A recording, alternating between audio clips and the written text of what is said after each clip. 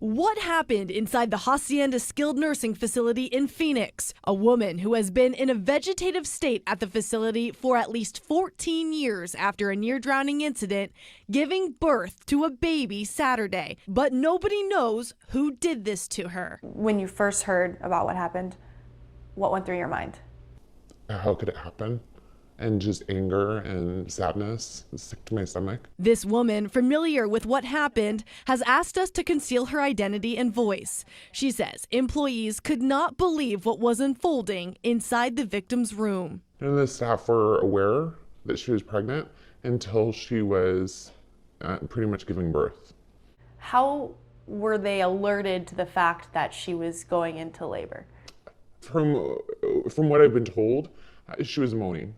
And they didn't know what was wrong with her. There was a nurse that was there, and from what I heard, she's the one that delivered the baby. What do we know about the baby? From what I know, the baby is alive, the baby is healthy. Adult Protective Services tells us after hearing the allegations, they immediately dispatched a team to conduct health and safety checks on all members living in the facility. And the Arizona Department of Health says they are actively working with local law enforcement in their criminal investigation.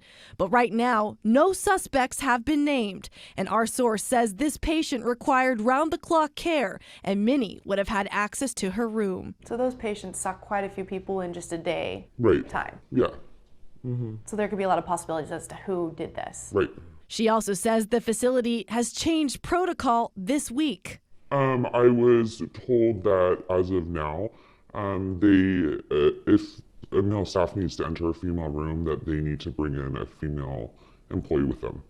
And as far as you're aware, that is a new policy. Yes. So many questions as to how something like this could have happened. But our source says this woman was raped in the most vulnerable state. So she had no way to defend herself in this sort of situation? None whatsoever.